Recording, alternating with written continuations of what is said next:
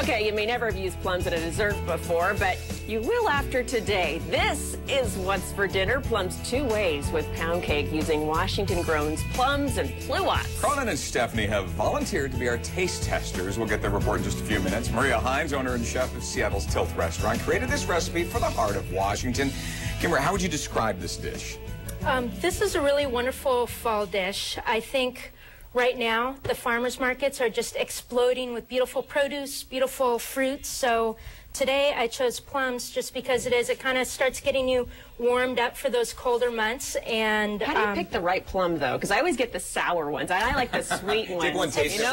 Yeah, it's really true. You want to just make sure that they have a little bit of give to it. They should be a little soft. This but they need to be firm, right? Yeah. Well, I brought this one. This one's a little too firm. So if it's a little too firm, that means that it's not going to be as sweet. This one here, feel how this one has a little bit of a give. So firm isn't good when it comes to some let's see how well our audience does on this. There we go. Right over here. Which is the correct plum to take? Here you go. Go for it. Try it. Squeeze it. This one. Yes, absolutely right. Absolutely right. Got it right. Way to go. Way to go. You get a free dinner at Tilth Restaurant. Free dinner. There you go. All right. Got some great so let's talk about here. a plum compote here. Okay. How do you start that? What do you do? So it's really simple. It's just a few ingredients. You take your plums here. You dice them up. Oh, that's a big knife. It is a big knife. Do people get nervous next to you in the kitchen? No, only when I'm angry. Oh, only okay. when you're angry. Don't make her. Never make a chef angry. So what I'm going to do... Oh, that's a cool way to do that. You just did a little circle there. Well, there's a pit in there. It's the same thing with an avocado. You know, it's got a pit in there. How do you pull it up and not get it all mushy? That's what I do with peaches and make a mess. You just give it a little twist like that, and you're all set to go. Perfect. And then we're going to do the same one with this one here. And if you notice, I'm going to keep my hand on top and spin it. It keeps you from cutting yourself. That's always a good thing, especially if you're cooking at home. And no extra ingredients. You've had a couple glasses of wine. You've got to be careful. Why does it chefs cook with wine? I mean, it should be an obvious answer. But not involving knives, make it better.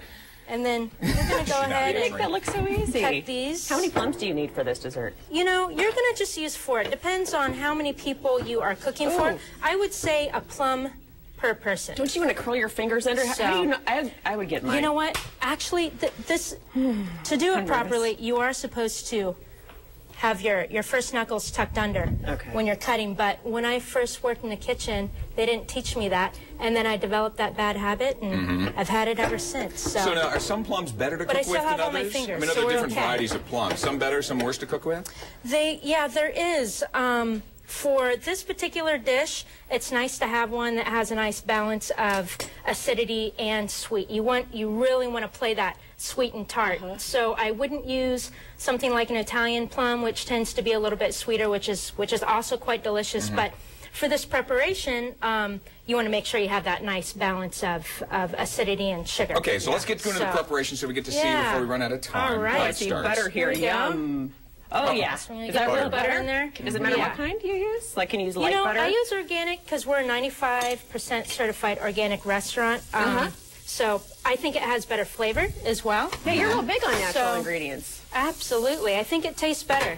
Okay, now you're really into mountain climbing and stuff, right? Rock climbing. Mountain climbing, not as much, but rock climbing very safely with ropes and harnesses. We have a lot of great areas in the Northwest. So we're going to have to kind of move through this. So everybody get ready to watch. So you put those in, you start it. Then let's go through each ingredient here. Just sort of plop them in so we know what we've got. All right. So right now we have the plums in there. We have the butter. We're going to go ahead and put a splash of lemon juice. Again, we want to just make sure that we bump up that acidity level. That sweet, sour kind of thing. And if you use a little bit of lemon, it's just going to carry that flavor. Anytime you put acid into something, it lengthens the finish. So that's what we want. So we have a little bit of sugar here. How much sugar? Put that in there. I'm going to say a few pinches, and it's really going to depend on the fruit. You're going to have to taste the plum, and you're going to have to see if, if they're sweeter or if they're a little tart, and you're going to be the judge to be able to balance that out. So now we've got those ingredients. What comes in after that? After that, we have a little... This right here is the compote. After it's done, you just puree it in the food processor. Okay, and then it comes out, and you end up looking like this when all is said and done. Yeah, In fact, I went out to a local farmer's market with the Heart of Washington's Fred Berman. He went to find out exactly what a pluot is. I don't know if you've heard of those. Check it out. So there we go. Okay, I've heard of plums before, but what is a pluot? A pluot, Natasha, is a cross between a plum and an apricot.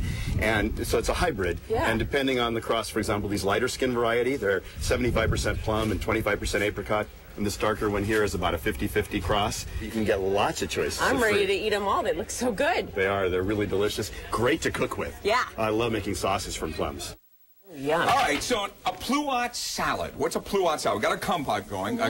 What's a pluot salad? Well, it's a form of a plum, okay? And here it is. It's a little bit tartar. I've never seen one of those. It doesn't have as much of a sweetness to it.